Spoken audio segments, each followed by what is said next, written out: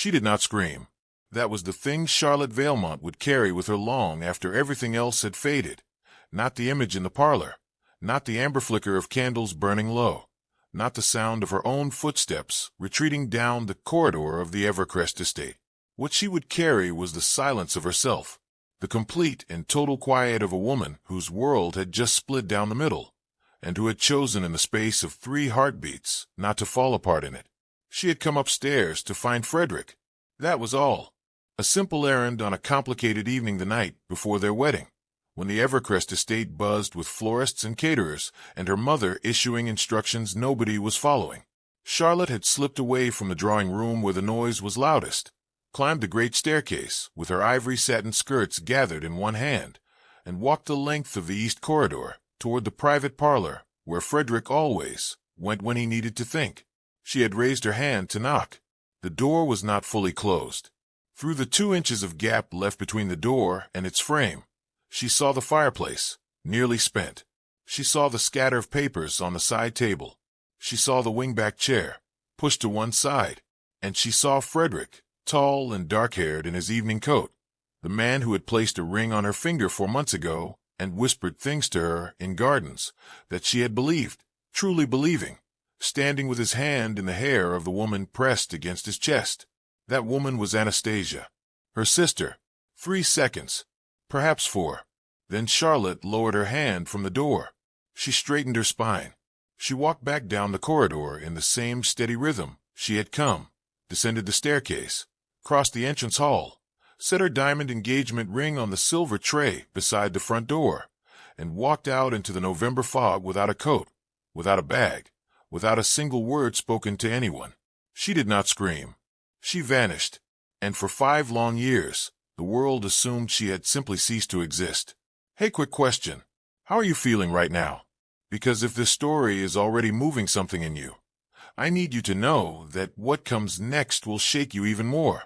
Before we go any further, hit that subscribe button right now. Smash that like, and drop a comment telling us exactly where you're watching from. We read every single one. It helps us more than you know, and it tells us our story is reaching the people it was meant for. Thank you. Now let's follow Charlotte into the life she built from the ruins of the one she left behind. The village of Castardan sat on the edge of the Carolina coastline, like a place the rest of the world had agreed not to look at too closely. A cluster of whitewashed houses, a harbor that smelled of salt and fishing rope, and a community that had a quiet, collective understanding about the women who arrived alone and stayed. Charlotte had found it by instinct. She had walked, then taken a stage, then walked again, until her feet brought her to the edge of the cliffs, and the sound of the ocean filled her ears so completely that the noise inside her head, the images, the questions, the grief she had not yet named went still. She had stood there for a long time, looking at the water below. Then she went down into the village and asked if anyone needed a teacher. 5 years had changed every visible thing about her. The name she offered the village was Clara Valemont, her mother's first name, her own surname stripped of its aristocratic weight. Her dark auburn hair, once arranged each morning by a lady's maid with a very particular opinion about ringlets, now hung in a thick, plain braid between her shoulder blades. She wore wool dresses that could survive chalk dust and salt air. Her hands, once kept soft for piano and needlework, had calluses now at the base of her fingers from gripping books and opening heavy school windows in winter. She was more herself than she had ever been in her life, and she was exhausted in the specific, bone-deep way that comes from loving 2 small children alone. The boys had arrived in the summer after her disappearance, twin boys, born in a quiet room in a house outside the city, with no witness but the midwife and the dawn. Henry had come first, furious and loud, kicking at the world before he had properly entered it. Miller had followed minutes later, calmer, studying the ceiling of the room with the same grave attention he still brought to anything he found interesting. They were 4 years old now, and already so different from each other that it was almost funny. Henry all fire and forward motion, Miller all observation and careful questions. They had Charlotte's stubbornness. They had their father's eyes, a particular shade of storm gray, watchful and deep, that Charlotte had spent 5 years trying not to notice. She loved them without limit. She would have kept herself hidden from everything she had ever known for their sake alone. She had, in fact, done precisely that. The schoolhouse sat on a low hill above the harbor, a single long room with 4 rows of benches and a wood stove that required daily encouragement. Charlotte taught reading, writing, and arithmetic to the children of fishermen and tradespeople, and occasionally history to the ones who showed particular curiosity. She believed in education the way some people believe in religion, not as a rule to follow, but as a door. Every child who left her classroom able to read had one more door open to them than they had come in with. That was not a small thing. In a world where your birth determined almost everything about your life, knowledge was the quiet equalizer. She said this to her students often, in the plain, simple language that young minds could keep. Her anchor in the village was Mrs. Margaret, as a widow of 62, with sharp eyes, an inexhaustible supply of ginger biscuits, and an absolute talent for minding other people's children without once making them feel minded. She had taken Charlotte in without questions during that first wet November and had never asked any since. She simply appeared when needed, watched the boys when Charlotte had to work late, fed Henry extra helpings because she said he looked like a boy who would be tall, and sometimes sat with Charlotte on the porch in the evenings, without either of them saying anything at all. It was Mrs. Margaret who came to find her on that Tuesday morning in late September, 5 years after Charlotte had walked out of the Evercrest estate into the fog. Charlotte was marking student papers at the schoolhouse desk. Henry had drawn a horse in the margin of his arithmetic again. Miller had produced a small, precise essay about ocean tides that was frankly better written than most adult correspondence she had ever received when Mrs. Margaret appeared in the doorway, slightly out of breath from the hill. "There's a carriage coming through," the older woman said. "Big one, the kind you don't often see in Casterton." Charlotte did not look up from the papers. "Probably a merchant passing through." "Doesn't look like it's passing through. There are 2 men on horseback behind it, and the man inside." Mrs. Margaret pressed closer and lowered her voice, as though the carriage might hear her. "He has the look of someone who has been looking for something for a very long time." Charlotte set her pen down. Very carefully, she asked, "What does he look like?" Mrs. Margaret described a tall man, dark hair, broad shoulders, a coat that spoke of money, and an old name. He had stopped in the village square below and asked whether anyone knew of a woman named Charlotte Valemont. The silence that followed was the longest Charlotte had occupied in 5 years. "Thank you," she said, and her voice was perfectly steady. "Would you be able to watch the boys this afternoon?" She had spent 5 years preparing for this possibility. She had also spent 5 years telling herself it would never come. Frederick Evercrest, Duke of Velmore, a man with a seat in the nation's most powerful chambers, an estate worth a fortune, and a name that appeared in history books, had found her. Charlotte folded her hands on the desk. She breathed once, slowly.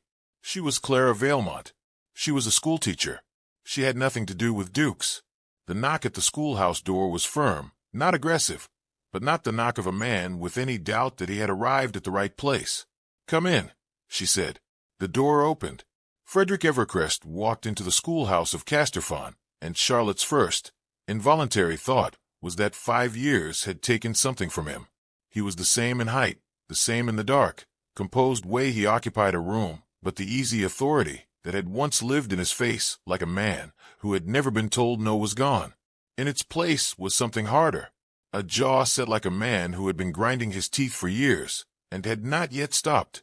His eyes found her across the small room, and for just a fraction of a second, one unguarded crack in the mask, she saw what lived underneath all that composure.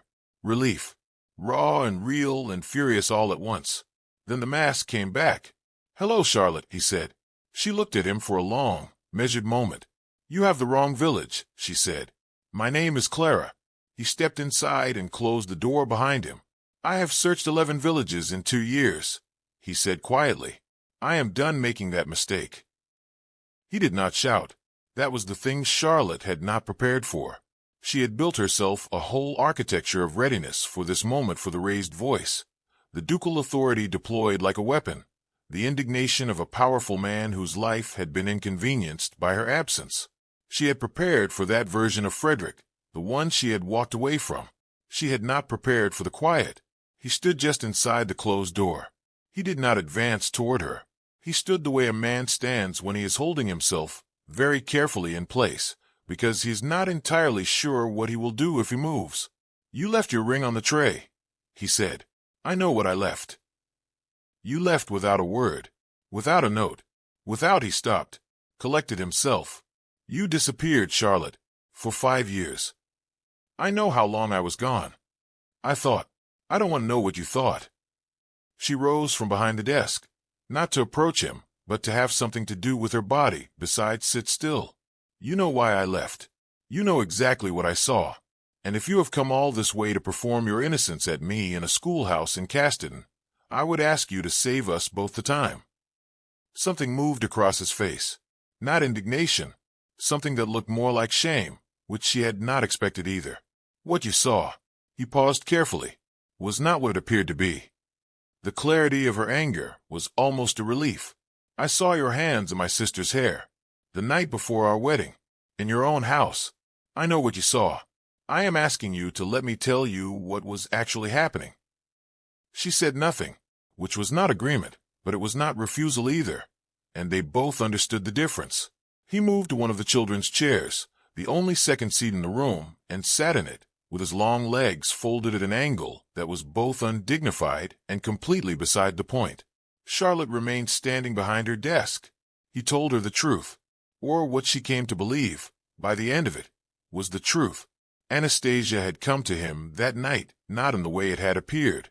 She had come in a panic, shaking, tearful, reaching for his lapels the way she always did when she was frightened, because Anastasia had never learned to comfort herself without clutching at someone else. She had discovered something that she believed Charlotte needed to know before the wedding. Something about their father, a debt, a private arrangement made, without Charlotte's knowledge, involving a portion of land she did not know had been placed as security.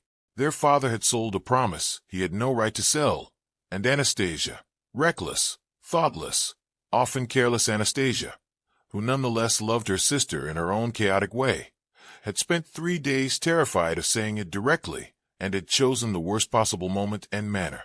The hand in her hair had been Frederick's attempt to calm her down. Anastasia was crying. He had been trying to stop her from coming apart before he could understand what she was actually saying. That was what Charlotte had walked in on. She stood very still when he finished.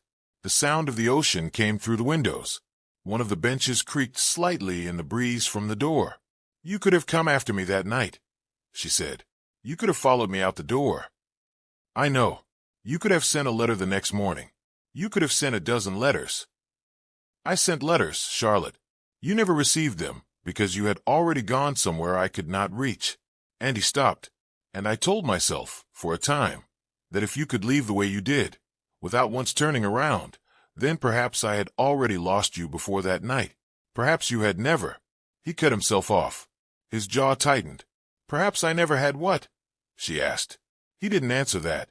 Instead, he looked at her with those storm-gray eyes and said, quietly, "Where are the children?" The silence that followed was the loudest thing Charlotte had heard in 5 years. She had been so careful.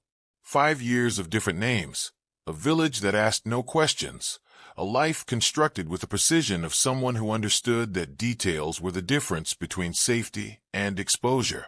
The midwife in the city had been discreet.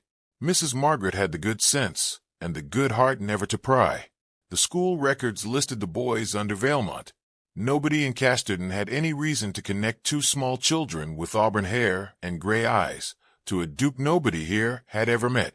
She had been so careful. "I do not know what you mean," she said. "I know about the boys," Frederick said. His voice was quiet, not accusatory, not yet, but weighted in the way of a man who has been carrying a question for a long time and is finally standing at the door of its answer. "I know you gave birth in the summer after you left. 2 boys. I know they are here." Charlotte's hands had gone very still at her sides. "How old are they?" he asked. The silence stretched. In it, she measured every possible direction the conversation could go, every path forward from this moment, and found that almost all of them led to the same place. 4, she said. He absorbed this. She watched the arithmetic of it move through him 4 years ago, the summer after she left. 2 boys, gray eyes. She watched it settle across his shoulders, like a weight he had been carrying in the dark, and was only now being shown the name of. Are they mine? She had prepared a denial. She had a whole careful invention ready. A name, a timeline, an ambiguity she had practiced until it sounded natural. She looked at Frederick Evercrest, sitting in a child's chair with his knees folded up, the composure in his face cracked open just enough to show the thing underneath, and she thought of Henry charging, loud, already so certain of himself and of Miller, who sometimes sat by the harbor and watched the tide the way his father used to watch the drawing room, as if he were reading something everyone else had missed. Yes, she said. The word fell between them like a stone. Frederick closed his eyes. He sat very still. 3 slow breaths. When he opened his eyes again, Charlotte looked away, because what she saw there was something she had not prepared herself to witness, a grief that was not performed, not political, not strategic. Just a man confronting 5 years of not knowing he had sons. I want to see them, he said. I know. I need to see them, Charlotte. I know. She turned back to him, and her voice was steady and cool in the way of a woman who has had 5 years to decide what she would and would not give. But before you meet them, you are going to answer something for me. And I want the full truth, not the version that makes you look better than you were. All of it. He held her gaze. Yes, he said.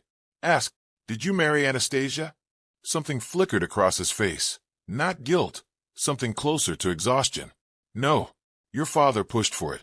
Anastasia refused. She told him what had actually happened that night, and said she would not benefit from a misunderstanding that had cost her sister everything. A pause. Your father did not speak to her for 2 years. Charlotte said nothing. Inside her chest, something complicated moved. Not quite forgiveness for Anastasia, but something adjacent to it. The acknowledgement that her sister had, in her own imperfect way, tried. And you, she asked, did you marry someone else? No. Why not? He looked at her for a long moment. I kept looking for you, he said simply. It seemed dishonest to build something permanent with someone else while I was still searching for the woman I had promised myself to. Charlotte looked at the floor, then at the window, then at the hand she had folded on the desk to keep them still. You may meet them this afternoon, she said. At 4 o'clock. Mrs. Margaret will bring them to the harbor. You will be introduced as a family friend from the city. Nothing more than that until I decide what more is appropriate. Those are my terms. He nodded once. Agreed. Good. She picked up the pen she had set down an hour ago. Now please leave. I have papers to mark. He stood, unfolding himself from a small chair with as much dignity as the piece of furniture allowed, which was not very much. He walked to the door. He stopped with his hand on the frame. Charlotte. She looked up. I never stopped looking for you. I want you to know that. Whatever you decide from here, whatever you choose, I want you to know that I never once stopped. She said nothing. He left. She sat very still for a long time after the door closed, looking at the papers on her desk without reading any of them, and thought about what it means to be found by someone you had convinced yourself had let you go. At 4 o'clock, Henry and Miller came down the harbor path, with Mrs. Margaret between them, each holding one of her hands and arguing, with great intensity, about whether a ship could technically float if it had a hole in only one side. Miller maintained that it depended on the size of the hole and the rate of water displacement. Henry maintained that ships were made to float, and one hole wasn't going to change that. Mrs. Margaret maintained, with the patience of a woman who had heard this argument 4 times in the past week, that both of them were probably right, and wouldn't it be interesting if there was a way to find out? Frederick saw them before they saw him. He was standing at the water's edge, hands clasped behind his back, and Charlotte watched his face from 10 feet away as his eyes found the 2 boys coming down the path, the dark auburn hair, the particular way Miller tilted his head when he was thinking, the straight-back posture that Henry carried the way some children carry borrowed swagger, and she watched Frederick Evercrest, a man she had once thought incapable of visible emotion, go very, very still. His jaw worked once. He breathed out slowly. Then Henry spotted the stranger and changed course immediately, because Henry changed course whenever there was something new to investigate. Who are you? He asked, stopping directly in front of Frederick with his arms crossed and his chin lifted in a way that was, Charlotte noted with private anguish. Completely and entirely Frederick's exact posture. Frederick crouched down to eye level, and Charlotte had not expected that. Had expected him to remain standing and look down the way powerful men always did and said, "My name is Frederick. I'm an old friend of your mother's, from when she was young." "Were you friends or were you fighting?" Henry asked. "Because Mama has a face she makes when she talks about people she used to know, and it's not the same as when she talks about friends." A sound escaped Charlotte that she would later describe to Mrs. Margaret as a cough. Frederick looked up at her briefly, and there it was again, that fraction of something real in his face, before looking back at Henry. "We were both," he said, "the way most people who matter to each other usually are." Henry considered this with great seriousness, and apparently found it acceptable, because he moved on immediately to ask whether Frederick had ever been on a ship with a hole in it. Miller, meanwhile, had simply walked up beside his brother and stood looking at Frederick with those graves, watching eyes. He did not speak for a long moment. Then he said quietly, "Your eyes are the same color as mine and Henry's." The silence that followed was only 2 seconds long, but they were the most significant 2 seconds Charlotte had experienced in 5 years. Frederick looked at Miller for a moment that stretched past the ordinary. "I noticed that too," he said, and his voice was completely calm and completely wrecked at the same time, and Charlotte had to look at the water to avoid seeing what was happening in his face. The afternoon passed slowly. Frederick walked with the boys along the harbor, listened to Henry's theories about ships and tides, and whether the moon was actually made of a single rock or many smaller ones compacted together. He answered Miller's careful questions about the city with equal care. He did not try to be charming. He did not perform. He was simply present fully, quietly present, and Charlotte watched it from a distance and felt something she was not ready to name move through her like a tide coming in. At 5:30, Mrs. Margaret collected the boys for supper. Henry waved at Frederick with the casual authority of a child who had decided this new adult was acceptable. Miller paused at the path and looked back. "Are you going to come back?" Miller asked. Frederick looked at Charlotte. Charlotte held his gaze for one long moment. Then she looked at Miller. "We'll see," she said. Miller appeared to accept this the way he accepted most things, as data to be considered later. He turned and followed his brother up the path. In the quiet that followed, with only the sound of the harbor around them, Charlotte said, "Anastasia came here once. About 2 years ago. She stood at the edge of the village and turned around without coming in. I saw her from the schoolhouse window." Frederick was quiet. "She told me she found the village. She said she couldn't make herself walk in. That wasn't her place." Charlotte absorbed this. She was right. Another silence. The water moved. "I need to think," Charlotte said. "I need time, and I need you to give it to me without pressure and without the weight of your name or your title or any of the things you could technically claim if you chose to. Do you understand?" "I understand." "Good." She turned to walk back up toward the village. Then she stopped. "The boys are extraordinary," she said, without looking at him. "Whatever else you should know that they are extraordinary. You didn't miss the ordinary. You missed something extraordinary." She heard him exhale behind her, slow and rough. She kept walking. 3 days after Frederick's arrival in Casterton, Anastasia came. She arrived without warning, as Anastasia always arrived at everything breathless and already apologizing, her traveling coat dusty from the road, her red gold hair escaping every pin it had been given. She was 31 now, and 5 years had settled something in her that the girl Charlotte remembered had never had a stillness, small but real, around the eyes. She found Charlotte at the schoolhouse, after the children had gone home for the day. She stood in the doorway the way people stand when they are not sure they have the right to enter. "I know I should have written first," she said. "I know, but I thought if I wrote you'd tell me not to come." Charlotte looked at her for a long, even moment. "That is because you know me very well," she said. "Come in and close the door." They sat on opposite sides of the teacher's desk, the same arrangement Charlotte had occupied with Frederick 3 days before, and Charlotte thought, absently, that the schoolhouse had become an unlikely stage for the most significant conversations of her adult life. Anastasia spoke for a long time. She said the things she had been storing for 5 years. The guilt, The panic of that November night. The terror of watching Charlotte's carriage pull away from the church empty on what was supposed to be a wedding morning. She said she had refused to marry Frederick. She said their father had been furious. She said she had spent 2 years trying to find Charlotte, and 1 year accepting that Charlotte did not want to be found, and that honoring that was a form of love even if it felt like nothing but loss. She said she was sorry.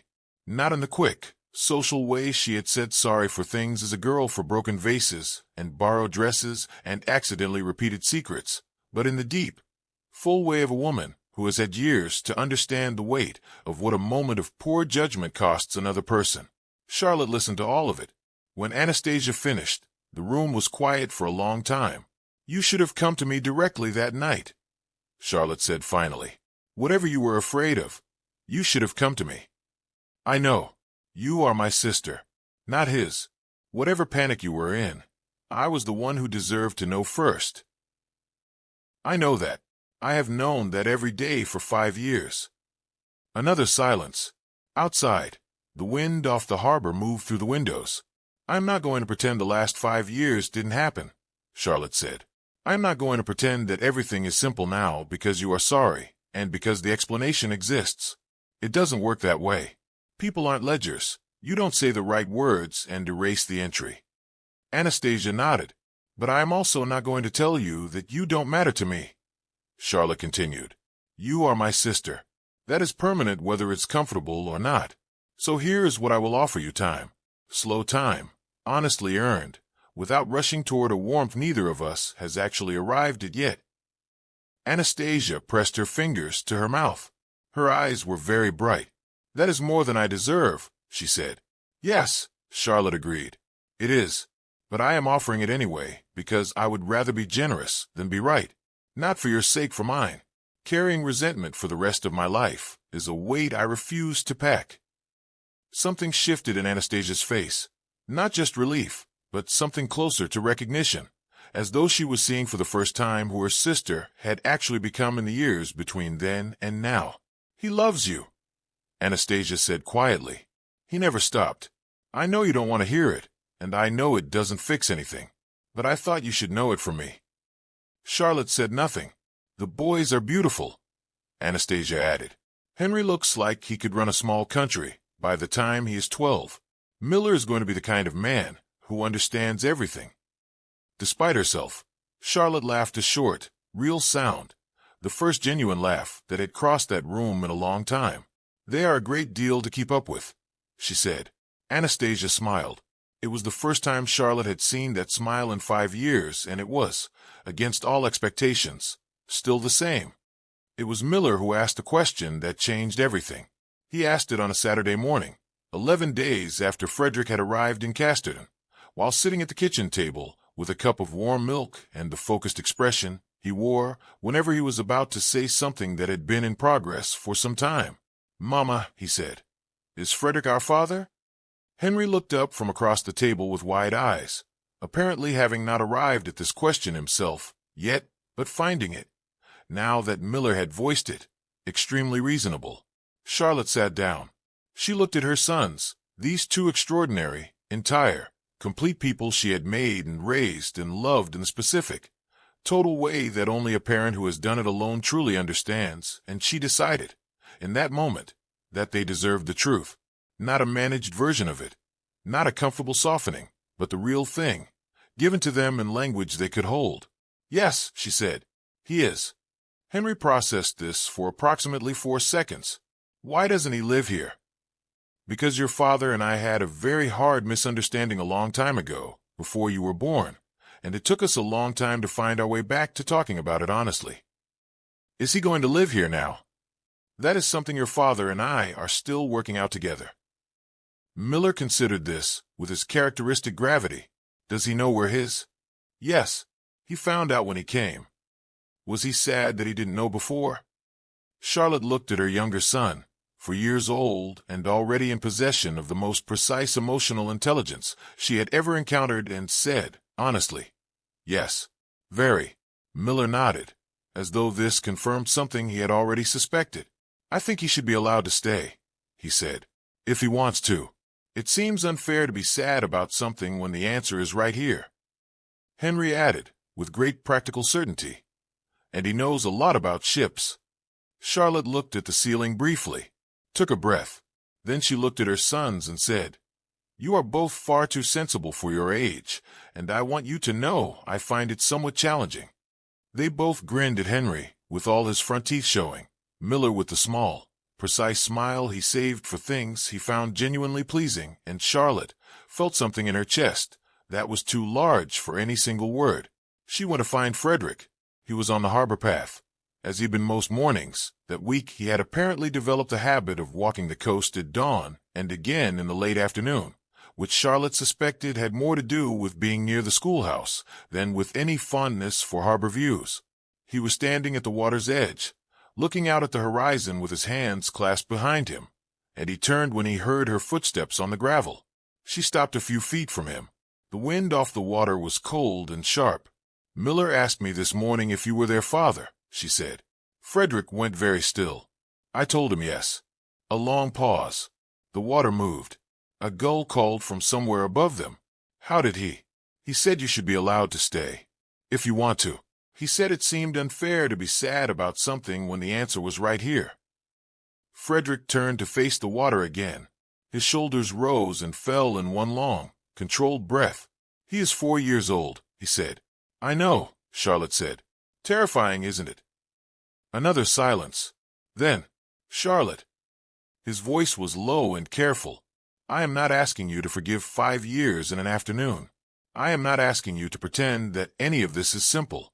But I need you to know, I need you to hear me say, in plain language, without any of the things that powerful men usually hide behind, that I love you. I loved you before you left, and I have loved you in every month of the 5 years since. Not because you owed me anything, because you are the most honest person I have ever known, and I was not worthy of that when it mattered most." Charlotte was quiet for a long time. The water moved. The gull cried again. "You weren't," she said finally. "You weren't worthy of it then." He absorbed this. "I know. And the fact that you can say that plainly, without making excuses, is the first indication I've had that you might be now." She felt him look at her. She kept her eyes on the horizon. "I am not ready to make promises yet," she said. "I am not ready to go back to anything that looks like the life I left. But I am willing to let you be here. Slowly, honestly, as the man you are now, and not the man who couldn't follow me out the door 5 years ago." "That is enough," he said. "That is more than enough. Don't make it into more than it is." She turned to look at him, and her eyes were clear and direct and entirely unambiguous. "I am not a woman who needs rescuing, Frederick. I built a life here. A good one. I am not stepping back from it. If you want to be part of what comes next, you step into it beside me, on equal ground." He met her eyes. "Understood," he said, and for the first time in the whole 11 days, he smiled a real one, small and tired and genuine, and Charlotte thought that it was the best thing she had seen his face do in 5 years, possibly ever. "There is still the matter of my father and the land arrangement," she said, because she was Charlotte Valemont, and she was not the kind of woman who left practical matters unaddressed, simply because the emotional weather had changed. "I know," Frederick said. "I have documents. The arrangement was fraudulent. The land reverts to you, it always should have. I had the legal case prepared 2 years ago in the hope that I would eventually find you." Charlotte stared at him. "You prepared a legal case on my behalf while I was hiding from you." He had the grace to look slightly sheepish. "I needed something to do with the time." She turned back to the water, hiding what her face was doing. "Come to supper tonight," she said. "The boys want to tell you their ship-hole theory. You should know it is very detailed." She heard him exhale again, that same sound, slow and rough, and finally like a man who has set down something heavy. "I'll be there," he said. Spring came to Castardan the way it always did, without announcement. Just a morning when the air tasted different, and the harbor water changed from slate to something closer to blue, and the fishing boats came back with their sails full, and the whole village seemed to breathe out after a long winter.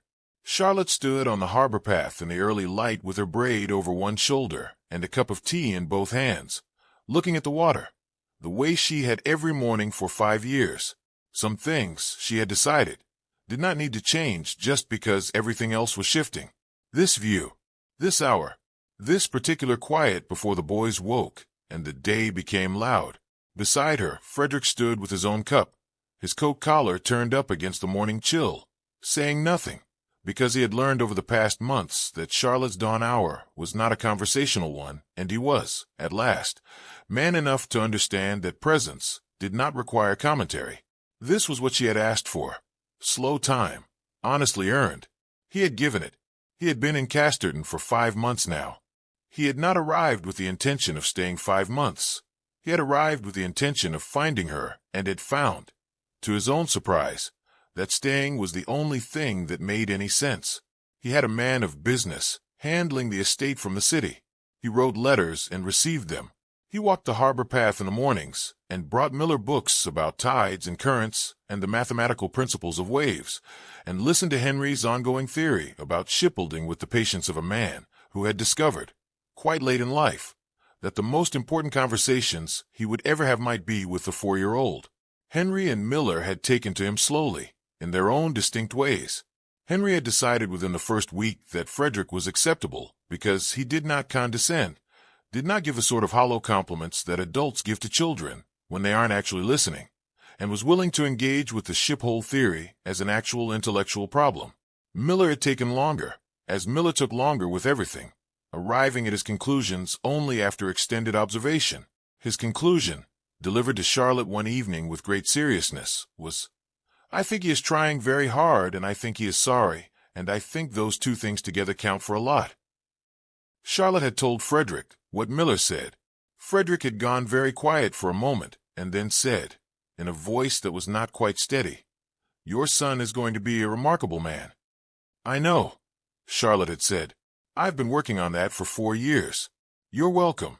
He had laughed at that, a real laugh, the startled kind, and Charlotte had thought that this was what she had actually missed. Not the estate, not the title, not the promise of a certain kind of life. This, a man who could laugh at himself. She had not forgiven everything. That was the truth, she held honestly. There were still mornings, when she looked at the years she had spent alone at birth, the early days in this village, the nights when Henry had been sick and she had sat up afraid in the house, with no one to help, and felt the clean, uncomplicated burn of that. She did not pretend it wasn't there. She did not make it into something manageable for Frederick's comfort. But she had decided, and this was the lesson she had lived herself into, the one she sometimes shared with her older students when they asked her about hard things, that grief and growth were not opposites, that you could carry what you had lost while still building what came next, that choosing to stay in pain was different from acknowledging it, and that the bravest thing a person could do was not to stop hurting, but to keep building anyway, with the hurt in hand, and not let the hurt make the decisions. She had built something here, something real and hers, the school, the students who had learned to read in her classroom and were reading to their own families now, the life in this village, the boys extraordinary and whole and growing into themselves every single day. These were things no misunderstanding could take from her, no absence could erase.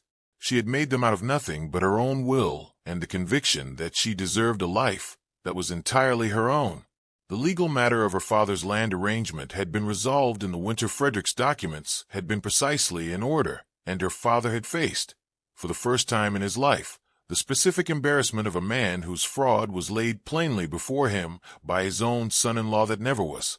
He had not apologized to Charlotte directly. She had not waited for it. She had accepted the land returned through her solicitor, put the revenue toward expanding the schoolhouse, and added a second room for the older students. That was, she thought, a better use of it. Anastasia had visited 3 more times. They were still in the slow, careful work of rebuilding not the same sisterhood they had had before, but perhaps something more honest than that had ever been, something that had been tested and survived and knew its own limits. They wrote letters now, good ones. Charlotte's father had sent a letter in January, 1 page, formal, with something that might have been an apology tucked inside 3 sentences of legal language.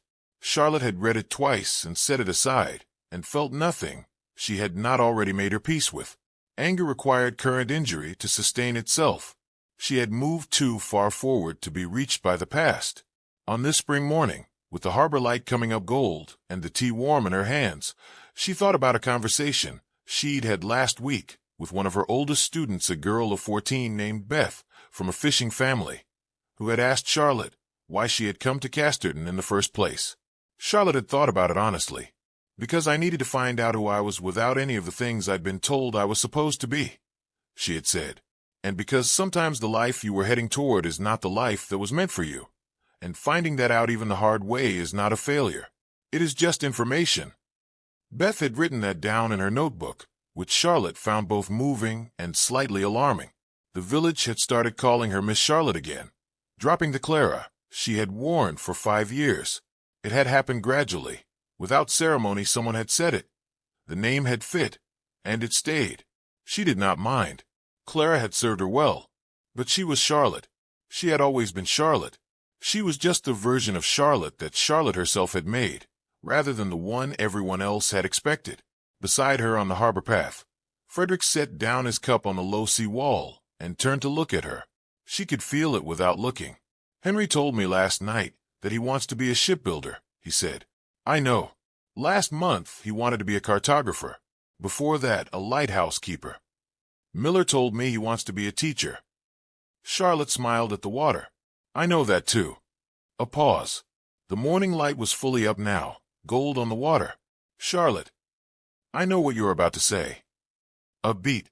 Do you?" "Yes." She turned and looked at him, this man who had spent 5 months earning back the right to stand on a harbor path with her at dawn, who had shown up in a child's chair in a schoolhouse and told the truth without hedging it, who had brought her sons books and listened to their theories and made himself present in the precise way she had required, slowly and honestly and without pressure. "And I am not going to make you say it. You don't have to perform the question to get the answer." He looked at her. Something in his face went very quiet. "The answer," Charlotte said, "is yes, on my terms, in this village, in this life, in the way that I have built it, not as a duchess, not as anyone's property, not as the woman who disappeared, but as the woman who came back from it. That is who you get. That is who I am. That is the only person I want," he said. She believed him, not blindly, not without condition, not without the full memory of what it had cost to arrive here, but she believed him. She turned back to the water. The morning was fully arrived now, bright and salt-sharp, and full of the ordinary sounds of Casterton waking up, a door opening somewhere above the harbor, a gull settling on the sea wall, Henry's voice carrying from the cottage window, already loud with some discovery or argument that required immediate attention. Charlotte drank the last of her tea, set the cup down, turned toward the path home. Frederick fell into step beside her. Charlotte Valemont, schoolteacher, mother, woman who had walked out of her old life into the November fog and built something better out of it, walked up the harbor path in the spring morning light with a quiet fullness in her chest that she recognized, after 5 years, as peace. She had done that. She had made that, out of nothing but herself. That, she thought, was not a small thing at all. "Before we close, I have to ask you one more time. How are you feeling right now? Genuinely. Because if this story moved you, if Charlotte's courage and resilience lit something up in you, then you know what to do. Hit that subscribe button right now. Leave a comment and tell us where you're watching from, because we read every single one. And hearing from you reminds us that the stories we tell are landing exactly where they should. Drop a like if Charlotte earned it. Thank you for being here. Thank you for staying to the end. Now let's close this out the right way. There is something quietly radical about a woman who refuses to let what was done to her become the defining story of her life. Charlotte Valemont did not overcome her circumstances by becoming harder than they were. She overcame them by becoming clearer. She chose not once, but every single day in Castardan to invest in something real instead of rehearsing something painful. She built a school. She raised extraordinary children. She held space for a sister who had failed her and let that space expand as it was earned. She demanded honesty from the man who had loved her badly and gave him, only when he had shown he was capable of something better, the chance to love her well. She did not do this perfectly. She was not a perfect woman. She was a tired, determined, fiercely intelligent woman who knew the difference between the life she had been given and the life she was choosing, and who chose, every morning, to be the architect of the latter. That is the lesson Charlotte leaves us. That leaving is not the same as failing. That building again is not the same as admitting defeat. That you are allowed to grieve what broke you and still refuse to live inside the wreckage. You are allowed to choose peace, not because the people who hurt you deserve your forgiveness, but because you deserve your own future. And that perhaps the greatest act of courage available to any of us is not to return to the life we fled, but to stand in the one we made and say, plainly and fully, "This is mine. I built this, and I am not leaving again." Until next time, thank you for watching. Please subscribe for our next wonderful story.